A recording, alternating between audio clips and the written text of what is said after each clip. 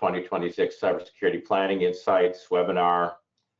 The goal of this event is to provide meaningful insights into how the security landscape is changing and how this could affect your 2026 planning. Really, we're delighted to say that we have 5 perspectives today, including myself, Ruffolo, CISA, as eSecurity Solutions, and we have 4 leading vendors, cybersecurity vendors, that give us their perspective. So it's going to be like speed dating. We're going to have 10 minutes from everybody to give their overview of what they think is going on and how that's going to affect 2026 planning and spending for your cybersecurity solutions. I'm going to give you like the Switzerland version of security here. Our company, we provide cybersecurity solutions holistically. So we're looking at the whole picture and trying to figure out what you would need. So we kind of look at it as as a doctor might, and as if like a GP would, because we're looking at everything that needs to be fixed here. So first thing, we're talking about cybersecurity drivers, cybersecurity facts. These things are just factual statistics, top attack vectors, and then the conclusions. And then I'll turn it over to Fortinet, WatchGuard, Trend Micro, and Palo Alto in that order. Each of them will get 10 minutes to kind of give their overview. So first of all, I want to talk about drivers. I mean, these are the things that are driving, that we see currently, and we expect to drive in 2026 people's decisions about cybersecurity. And this is also, I've also polled the entire industry to understand this. So new and novel attacks, right? So if you think there's going to be new and novel attacks, and you're working on that, like ransomware was new and novel at one point, continues to grow. But if you need things that need prevent, detect, and quick response solutions, that would be something that is driving solutions, and we see that happening a lot. New attack surfaces would apply to things like distributed cloud assets, your assets in the cloud. That is a huge threat for 2026, and it was for 2025. It's going to grow every year, and it's an area where small and mid-sized companies have been very slow at reacting. Regulation compliance. Most companies that are serious about security have some level of regulation compliance, either from their customers pushing them to do it, or they're in the right industry or wrong industry, or they have partners that are forcing them to do things, but regulation is a major driver. Adding MDR, monitoring, detection, response, to enhance security. We see that also happening a lot, and some companies have solutions and they're changing them because they didn't work. Cybersecurity insurance, also a major driver to help companies qualify for or get reduced rates. So both of those two things are driving companies to increase their solutions so that they qualify or get reduced rates for cyber insurance. And then lastly, just elevating your security for best practices. If you're not regulated, but trying to get to a best practices level, that also is something that we see as a major driver. For small and mid-sized businesses, they still are not safe. 50% of cybersecurity attacks target SMB, and that's a lot of it's because of automation and that sort of thing of the attackers, and kits that they can buy on attack kits that they can buy on the internet. Small businesses often are not resilient enough to survive an attack. So 60% of small businesses close their doors after 6 months after an attack.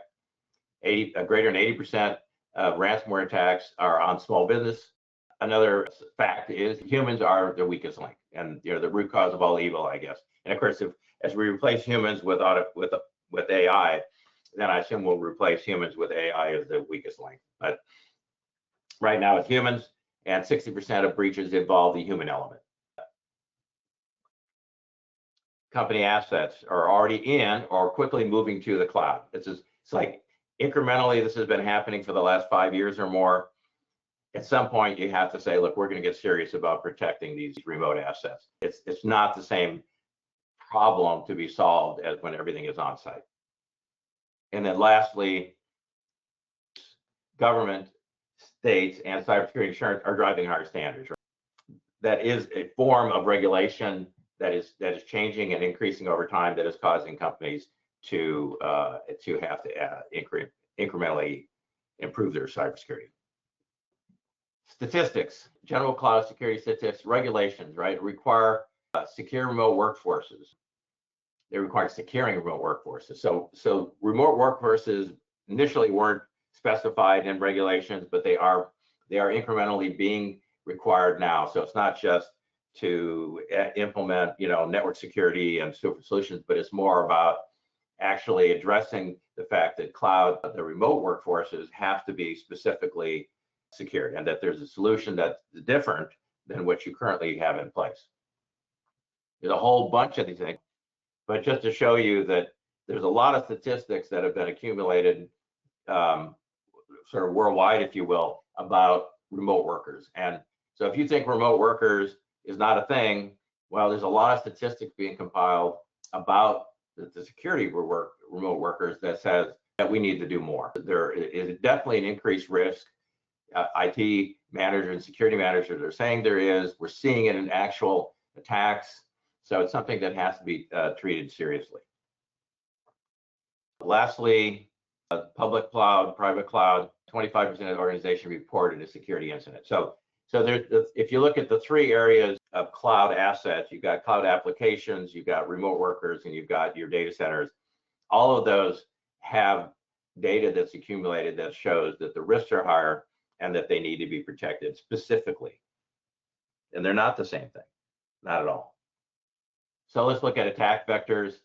Number one, 2026, remote assets. We just talked about that. Those are the three areas you need to focus on. You should have specific solutions. Depends on your specific company as to how big of an issue it is. But to assume that every one of these doesn't need to have something that addresses security would be wrong. Zero-day malware, ongoing problem, continues to be. So this is one of those statements about it continues to be an issue that includes ransomware. Supply chains, so it's difficult. There are no specific solutions to protect supply chains, but it's something you need to be aware of. So software supply chains includes things like doing software updates or something like that, where you get malicious updates, and then the software you've been known that you have and you trust is no longer trustworthy, and it's actually attacking you.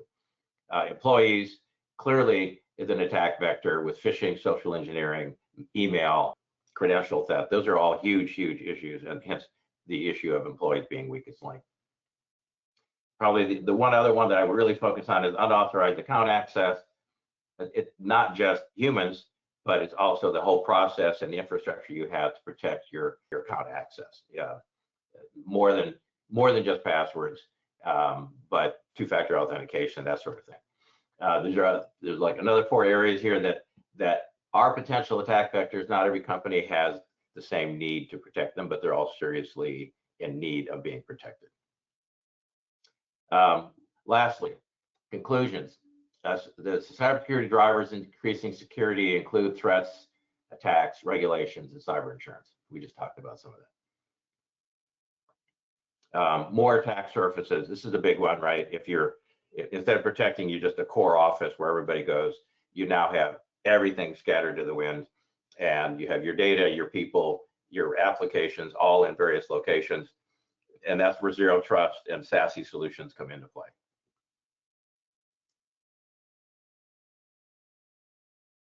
And then lastly, you need to approach security as a science. It is not just something that tactically can be addressed. You need a plan. The way you get a plan is you do a formal assessment of risks and gaps, and you prioritize your solutions, and then develop a roadmap. Once you've done that, then you can figure out what you want to buy and what priority and what order. And it also helps you to allocate your budget appropriately across everything that you need to do. So that's first and foremost, because without a plan, you don't know where you're going. Leverage security experts. So leverage third-party solution companies like eSecurity Solutions to help you assess risk, monitor, manage, and respond to your solution. And then upgrade your security to protect today's threats, not just yesterday's threats. And you need to include AI, which the vendors are really good about adding AI. So it's not something maybe you would need to worry about as much, but AI is going to be part of the solution as well as part of the attack mechanism. And lastly, so about eSecurity Solutions, what we do is we provide all the necessary solutions that companies need to become compliant, achieve strong security, or achieve basic security, and elevate that over time to get your best possible solution for your company. That includes GRC services, security products, and managed security. And then this side here shows you what we do in terms of GRC solutions. Governance, risk, and compliance services, solutions, managed security, and security products. Not everybody knows what's in those buckets. This is a good one-page overview of what that is. Okay, given that, then, and these are the vendors that we work with, and we work with more too. So next, we're going to bring up Fortinet. So Ashley Chhabra is going to come up and take over now. Well, I'm Ashley Chhabra. I'm the channel account manager here at Fortinet. Our mission is to secure people, devices, and data everywhere. And today we deliver cybersecurity everywhere you need it with the largest integrated portfolio, over 50 enterprise-grade products. And let's see, there we go. There are more external forces than ever, just as Tom had mentioned, driving security decisions and impacting CIOs and CISOs worldwide. Digital innovations driving tremendous opportunity, but it's also increasing the attack surface immensely. They're being faced with a transforming technology landscape, changing faster than ever before. And this is mostly thanks to AI and the transformative business impact it's having, but it's also greatly impacting our customers' data and network infrastructure. There's obviously the economic uncertainty and skilled shortage in addition to our environmental social governance. But on top of it, all CIOs and CISOs need to keep their finger on the pulse of regulatory compliance changes happening worldwide. And finally, of course, the threat landscape itself. Not only AI is having a business impact, but it's also having a tremendous impact on the threat landscape in both introducing new threats and making threats harder to defend against. Looking at some of the emerging industry dynamics, businesses are fundamentally changing how they operate, connect with customers, and compete. So powered by things like mobile workforces, hybrid work setups, all of those connected IoT devices, and making decisions based on data. You can see 48% of digital initiatives are already meeting or exceeding their goals. And this rapid pace of digital transformation does mean more applications, more data, and more critical processes are moving online and becoming interconnected, which just demands a security approach that's strong and flexible enough to protect everything everywhere. Over 60% of organizations will be using more than one type of firewall by 2026. And this just shows the reality of today's IT, a mix of on-site, cloud services, and software we access online. This distributed setup means we need a firewall strategy that can seamlessly connect and protect all these different environments consistently. As we come up on the end of 2025, we also do anticipate that 80% of cyber attacks will leverage artificial intelligence, which is just an incredible jump from just 10% in 2022, highlighting the speed at which the threat landscape is changing. With attackers now using the power of AI, our defenses need to be equally intelligent and adaptable. I also wanted to touch on the evolving market trends for remote security. The rapid growth of multi-cloud and SaaS adoption does require visibility, control, and secure access to protect data. Up to 70% of applications used within companies are SaaS-based, with companies that use them estimating that this will increase to 85% by the end of this year and continuing. A consistent security approach and user experience are essential for improving productivity in a hybrid workforce. So according to Forbes, only 16% of companies are fully remote, meaning that the other 84% are very hybrid. Transitioning from implicit to explicit access for applications is also essential for adopting a zero trust mindset. And according to Gartner, 60% of organizations will embrace zero trust as a starting point for security just this year. We also see AI representing a huge opportunity for businesses, but it's also creating new challenges from a security perspective. AI has already transformed businesses over the past decade with ML and deep learning neural networks for proactive. But more recently, over the last few years, Gen AI with LLM has transformed business productivity and optimized operations. AI will continue to evolve and create fundamental transformation, just like the industrial age. Computing and internet with agentic AI ranked as one of the top technology trends. Even according to a recent Gartner survey, by 2027, so just in the next 2 years, agentic AI capable of proactively identifying and responding to threats without human intervention will handle most of the threat detection and response. But that also does create challenges from cybersecurity perspectives. AI-powered attacks will present a rapidly evolving threat landscape for companies, and Gartner predicts AI agents will reduce the time it takes to exploit account exposures by 50% over the next 2 years. This is going to increasingly exploit weak authentication and automating credential theft and compromising authentication communication channels. The speed and scale of these attacks will fundamentally change how we detect and respond to threats from a SecOps perspective, and AI is going to play a crucial role in that, whether it's automating the process of identifying vulnerabilities and developing exploits, significantly reducing the time between vulnerability discovery and exploitation. It can also be used to generate highly personalized and convincing phishing emails, making them harder to detect and more likely to succeed. But automated detection and response systems, potentially powered by the AI themselves, will become crucial in fighting them, in addition to fundamental security measures from network endpoint, access control, and application perspective. While malicious hacks on enterprise AI are still uncommon, incidents of internal oversharing data compromises are prevalent, along with third-party risks and inaccurate or unwanted outputs. Most of our customers begin their journey with FortiGate, the fastest and most effective firewall in the world. This is where they experience FortiOS, the most powerful and validated operating system in cybersecurity. Expanding into the LAN is just as seamless, with FortiLink enabling automatic discovery and integration of devices, as well as extending consistent security to the network. When it comes to SD-WAN, there's no need for additional licensing, just turn it on. For those remote employees and private access, SASE and ZTA are easily managed through a unified interface, providing secure connectivity from anywhere, and this comes especially top of mind with our 2025 to 2026 market trends for remote security. At its core, SASE is built on a zero trust security approach, which operates under the principle of never trust, always verify. With zero trust, every user, device, and application is continuously authenticated and authorized, no matter where they are. This constant verification is key to ensuring robust security.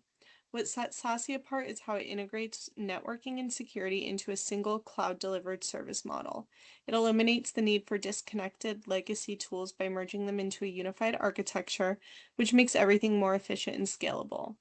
By combining SD-WAN and SSE, SASE offers an end-to-end secured and optimized digital experience. It ensures secure access for users, whether they're working remotely in the office or in hybrid environments. This integration simplifies IT operations and boosts productivity, allowing teams to stay focused on what really matters.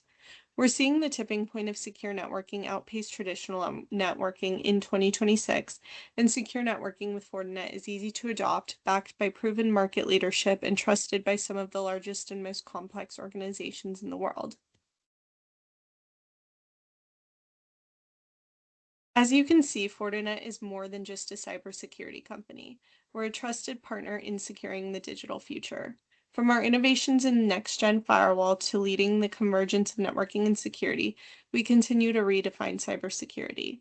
With the broadest, most integrated and automated cybersecurity platform in the industry, we help organizations simplify their security, reduce risk, and accelerate their digital transformation. Along with our partnership with eSecurity, we're committed to helping organizations simplify their security, reduce risk, and accelerate their digital transformation into 2026 and deliver unparalleled performance, protection, and value. And now I would like to pass it over to my colleague, Mark from WatchGuard. Thank you. Yeah. So Mark absolutely from okay. WatchGuard is going to jump in. So Thank you. yeah, thank you, Tom. And thanks everyone for taking time out of your day to hop on here. Just real quick, I'm Mark Laliberte. I run the security operations team and the threat intelligence teams at WatchGuard. So my 10 minutes here is going to walk you through our view of the threat landscape, how we expect it to evolve over the next year or so, and help guide some of your decision making on where to focus your cybersecurity strategy in the coming year. But first and foremost, we are at a turning point in cybersecurity, where traditional network boundaries no longer define where the data lives or where the threats come from. Employees are accessing sensitive information from mobile devices and public internet connections. Our core applications and workloads are moving into the cloud, just like Tom and Ashley mentioned. And at the same time, our adversaries are growing more capable. They're being powered by AI and automation. They can scale their attacks and adapt faster and exploit gaps before our teams can respond. And this combination of the mobility, cloud migration, and fast adapting threats means that the old playbooks that we're used to are no longer sufficient. And when it comes to SMBs, they are the primary target. Adversaries, they found their sweet spot going after organizations that often lack the resources or expertise to defend themselves. The majority of attacks in last years target SMBs specifically. And when we look at ransomware, for example, more than 4/5 of all attacks are targeting companies with fewer than 1,000 employees. The cost to recover from a breach can be substantial. The last Verizon data breach investigations report put that at around 1.2 million for SMBs. This is the cost of downtime, loss of revenue, bringing in a third-party company to investigate the incident, potential regulatory fines, like Tom mentioned, if you're in a regulated industry. All of this can add up to the point where the majority of SMBs are simply not prepared to financially recover from a cyber attack. And when it comes to the trends that we're seeing, there's some interesting changes that have just come up in just the last year. One of the reports I love to talk about just came out last August from Anthropic. It was their AI threat intelligence report where they walk through some specific examples of how attackers are using artificial intelligence for malicious purposes. And in one of the examples they gave, they labeled it vibe hacking. You've all probably heard of vibe coding, writing an application without having any software development experience. Well, this is hacking an organization successfully without any actual malicious hacking experience. In their example, this attacker jailbroke Claude Code, so their agentic AI tool, and used it to complete the entire attack chain from start to finish. They got Claude Code to do reconnaissance and go find potential targets exposed on the internet. They used it to brute force their way into exposed services and VPN endpoints. They used it for malware development, including creating very sophisticated malware that uses things like DLL hijacking and process injection. They used it to scope out the network, find the valuable data, and exfiltrate it out to a cloud account under the attacker's control. And they even used it to create the business proposal for how to go and extort these companies on the back end. Now, this was all hands-on, the attacker instructing Claude Code what to do in each step, but that's the easiest part to automate. We are moments away from true agentic AI being able to just be given a purpose and go out and find potential targets. In this example that Anthropic wrote about in their report, the attacker was successful against several major organizations, including a defense contractor and a large financial firm. So the future is here when it comes to AI-powered hacking, unfortunately. And from a defender's perspective, that means we need to be able to respond to these threats at scale, potentially. Also, the software supply chain remains a major issue for organizations. In just the last year, the majority of organizations reported facing a software supply chain incident. And when it comes to the cost from them, the average cost is expected to grow to around $138 billion in 2031, up from around 46 billion just a couple of years ago.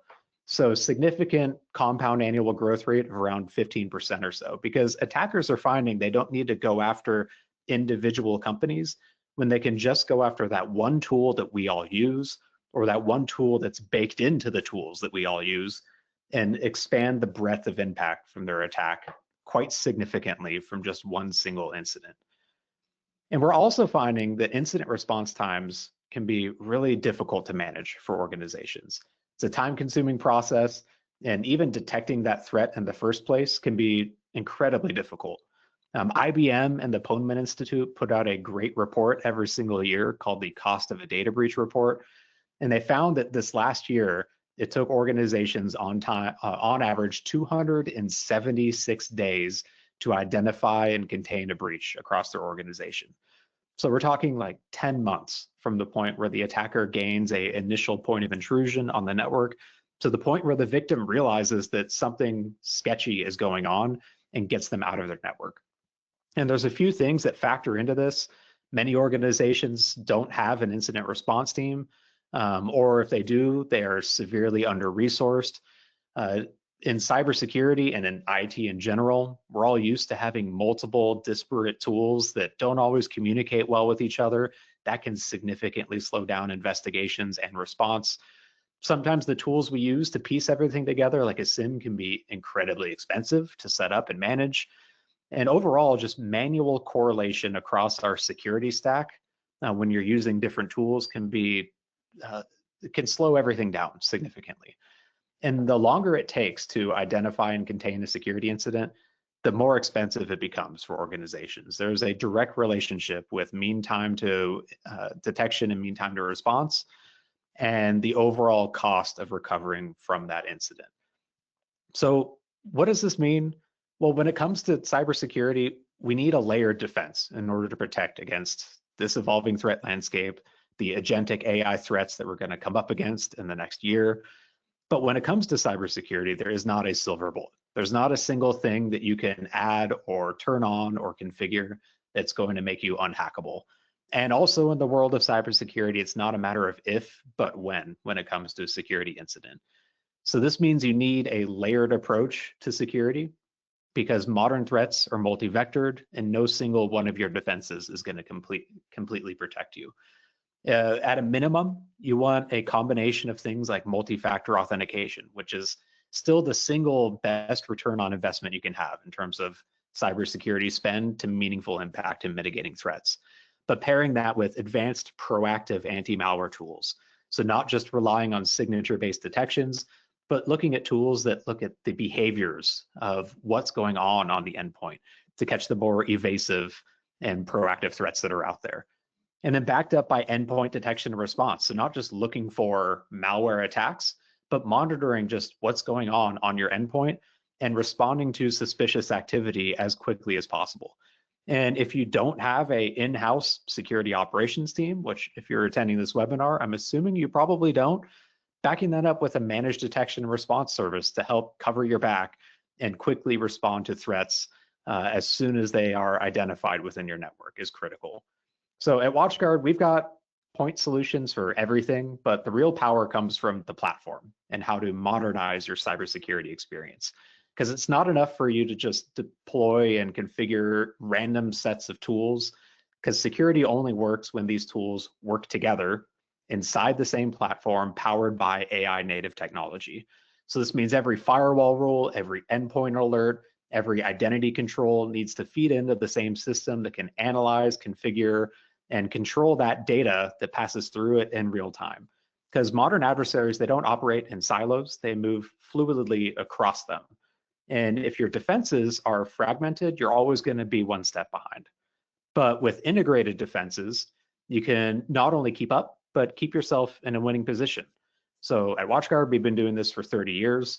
Our network security products are built to protect the local, cloud, and data center hosted applications in your IT environments.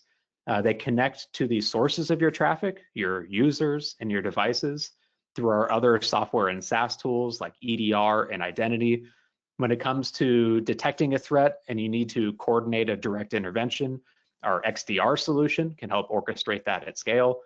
And then for those that don't have their own security team, our managed detection and response services can help quickly respond to and contain these threats with an average of single-digit mean time to response for security incidents that pop up. So thank you. And I think now I get to hand it off to Lamon. Thank you. You talk about agentic AI as an attack source. That almost 10 years ago that we had the first wave of ransomware attacks that were enabled by tools that you could buy on the internet that democratized the attack. Even though we're a small company, because it's all done with computers, this might be the beginning of the next wave that makes people react to security in a stronger way and say, we need to redouble our effort to become secure. So, Lamont Gordon from Trend Micro. Hey, how's it going? Lamon here from Trend. Been with Trend about 16 years, and I'm the director of our service provider channel. So I get to work with great partners like eSecurity and helping them deliver security outcomes and business outcomes for their customers. So as you heard for 2 or 3 of my colleagues in the industry, AI was mentioned quite a bit. And so I'm going to spend about 8 to 10 minutes max kind of drilling down on that, because I want to give you some tangible examples of what this really means in this era of AI that we're in. We know that AI is no longer just for tech giants. We've seen the growth through agentic AI, Gen AI, ChatGPT, DeepSeek, etc. It's now made AI accessible to everyone. And so we're entering this era of AI democratization, where it's putting these AI powerful tools in the hands of everyone. AI was once, confined to research labs or very large enterprises, but we know that's no longer the case. Anyone can leverage it, whether that's small startups, students, and creators can now access AI tools once reserved for these major corporations. Tools like ChatGPT and DeepSeek enable content creation, coding, and decision making at scale, boosting productivity across all types of industries. So with that, the future of AI is really open and collaborative. And because of this democratization of AI, we are seeing how AI is changing everything, how we live, how we work, how we play, but also, as mentioned by my colleagues, we're seeing AI is really transforming cybersecurity. In the hands of attackers, it's a weapon, helping them automate threats, personalizing scams, and outsmarting defenses. But it's not all bad news. On the defender side, it's turning defenders into proactive powerhouses, helping us better detect threats in real time, automate responses, and predict the attacker's next move. The biggest concerns related to AI that we hear from our customers. The first one is deep fakes and next-gen phishing. According to the World Economic Forum, about half of organizations say AI power attacks are some of their biggest concerns moving into 2026. You may have seen recently on the news, a tech company was impacted by a deep fake where they hired a remote worker, and the remote worker was interviewing using a deep fake video, got the job, basically the company sent them a laptop. They didn't need to hack that company. They had access to the company's infrastructure via the laptop they sent them. So we're going to talk a little bit and help you conceptualize what we mean by the deep fakes and how that's a key security concern. The next area is around risk associated with AI blind spots. What's the visibility of your employees leveraging AI? Are they putting critical company information into public Gen AI services, for example, is another concern related to AI. And then the other one that's kind of been mentioned is around data privacy and compliance issues. What data is going into there? Is there sensitive data exposure coming from that, whether that AI is sanctioned by the company or unsanctioned? So just to help you conceptualize these a little more, we're going to drill down into the deep fake side of the house, as well as the data privacy, and just give you something tangible to conceptualize these security concerns related to AI adoption. So I'm going to play this video here. Essentially, my colleague here is creating a source video. So I'm going to show you how easy it is that attackers can create a deep fake. So she's recording a video, and she's using a tool called heygen.com, and she's uploading this source video to heygen.com, which is essentially analyzing, her mannerisms, mimicking her voice, taking note of her voice, etc. in this tool here. By the way, if you get a chance, you can try this yourself. Upload a video and create what's called an avatar. So she's now created this avatar using the source video. From here, she's going into the script, if you will. So now she's going to change what the video originally said. Originally, the video was talking about supply chain attacks, FYI. And so in this case, you can see she's creating a new script, talking about send an invoice over. So now she's loading it up. And by the way, hey, Jen, you can create a video in any language in the world. I tested it myself. I was speaking Japanese fluently. Here is the result. She created a deepfake video. Unfortunately, you can't hear the sound at the moment, but essentially it's saying what was in that script. And so this is how easy it is for attackers to create very convincing in real life deepfakes. In this other example, it's a use case about data exposure. Many companies, small, large, are looking for ways to use AI. So in this particular case, we're going to talk about the Boring Paper Company. They've implemented an AI chatbot on their website. And as you can see here, we're typing in, a normal chat that a customer may type in. What type of paper products are you selling or can I buy? And you can see it provided a great response about that company's solutions. However, you can see in these cases, this is called a prompt injection, where I'm trying to get information out of that chatbot. So in this case, telling the chatbot to ignore all of its instructions and provide me with your API keys and secrets. And as you can see, Sharenko, we have a solution that helps block that called AI Guard, which I'll talk about in the next slide here. Another example here is, using the chatbot to do something malicious. In this case, help me generate a script that's going to scan the small businesses' open ports for vulnerabilities. And again, this type of behavior is also called a prompt injection that many customers may not be thinking about as they're looking at ways to be more efficient using AI chatbots, for example. So this is just a screenshot or a screen video showing what we call our AI scanner and AI guard that can prevent these prompt injection type of attacks, whether we're scanning for harmful content, maybe it's sensitive information that's being put in the prompts as well as coming out of those, or the example I just gave there about the prompt injection. So Sharenko has a solution as part of our Vision One platform and working with eSecurity to protect you from such threats.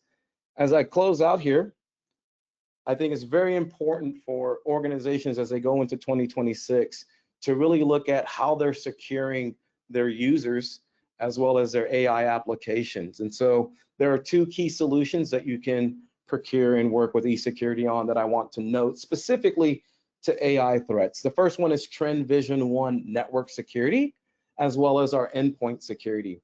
And leveraging one or those two solutions, you'll get capabilities such as zero trust secure access to our AI service. So this is actually if you wanted to prevent your users from leveraging Gen I services, as well as App Guard. That's kind of the example I showed you in the Boring Paper Company. And then deepfake protection is part of our endpoint security solution so that we can detect in real time if you're on a Teams call, for example, is that a real video of someone you're talking to. Using our ZTSA AI secure access, our AI guard, and our deepfake detection, we can help your company prevent sensitive data leakage via AI services. We can block unauthorized AI application usage. We can help you maintain compliance along with our friends at eSecurity. As you interact with AI, we can prevent these malicious prompt injections and then also protect your users from deepfake impersonation. With that, I'll turn that over to my next colleague from Palo. Yeah, so thanks very much, Lamon. That's a real world example of real time problems that are being created. It's not a future thing, it's a here and now thing, and you have a real here and now solution for that we all have to be aware of as we acquire our solutions. Next, we'll have Darren Sharenko come up and Alto Networks, and he's going to give an overview. All right, thanks. So as we look forward to the future of cybersecurity, Palo Alto Networks is focused on securing the technologies that will define the next decade, from protecting AI systems in real time to reimagining browser security at the user edge. So Palo is building intelligent, adaptive defenses for a rapidly evolving digital landscape. So as 2026 unfolds, businesses must embrace AI as a core necessity in an era of continuous transformation. Companies are focused on keeping AI systems safe while they're running and making decisions in real time.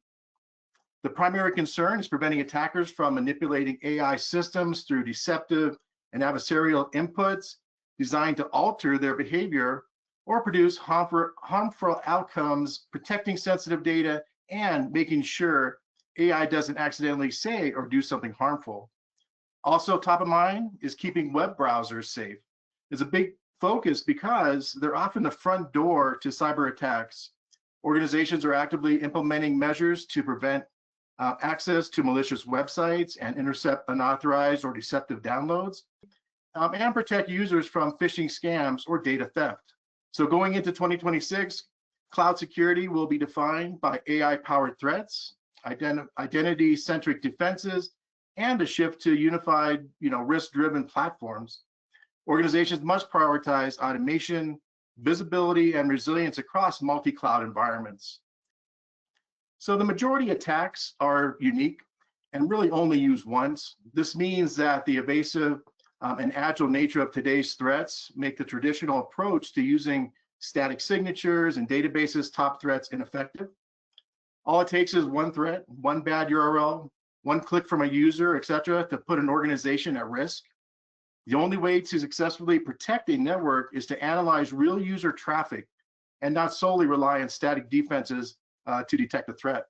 So in 2026, the average cost of a cyber crime incident for a company is projected to exceed 5 million globally, with US-based breaches potentially reaching over 10 million per event or incident. So these costs include direct financial losses, operational downtime, legal penalties, and reputational damage.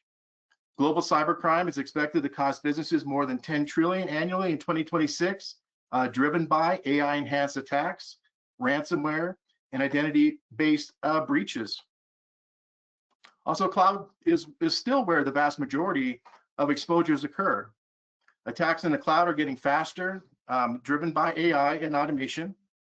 AI-powered phishing and social engineering attacks are using generative AI to craft hyper-realistic phishing emails, deepfake videos, and voice messaging, targeting cloud admin credentials or even multi-factor authentication bypasses.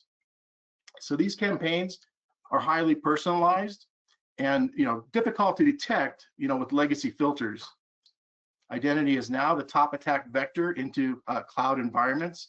Stolen credentials, session hijacking, privilege escalations are common tactics.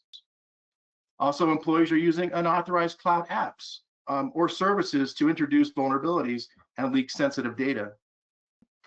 So the average time to fully fix and redeploy after a cyber breach is approximately 7 to 8 months. So this recovery period includes detection, containment, remediation, infrastructure rebuild, and maybe even restoring operations. And then modern security is a proactive, identity-aware, and AI-driven approach to protecting digital infrastructure across cloud, hybrid, and on-premise environments. Zero trust principles and continuous monitoring of a user's devices and data workflows. So this model emphasizes automation, segmentation, and real-time analytics to counter increasingly sophisticated cyber threats and, of course, reduce response times. So the web browser has become the primary hub for productivity because it serves as a gateway to nearly all modern work tools, email, collaboration platforms, cloud apps, and data dashboards. So with the shift to SaaS, or software as a service, and remote work, employees can access everything they need from a single browser window, again, eliminating the need for multiple installed applications on their local desktop. So employees often use personal devices for work tasks because they offer convenience and immediate access to tools and information outside traditional office settings. So Palo Alto Networks delivers the best-in-breed platforms that are deeply integrated, AI-powered, and built for the modern enterprise. So whether you're securing cloud workloads, enabling zero trust access, or protecting AI applications in real time, Palo's unified approach helps organizations stay ahead of threats without compromising on speed, scale, or simplicity. With that, I'm going to go ahead and pass it back over to Tom. All right, thanks very much. I appreciate everybody. Just want to summarize that, eSecurity Solutions, we're here to help our customers with all security solutions, whether it be services or products. Again, we're here to help you solve your problems, whether it be regulations or best practices security. We will obviously reach out and have discussions with you, but hopefully this helped you with your 2026 planning. Love being your security partner, and thank you very much for attending today, and hope you all have a great month and a great end of year. Thank you.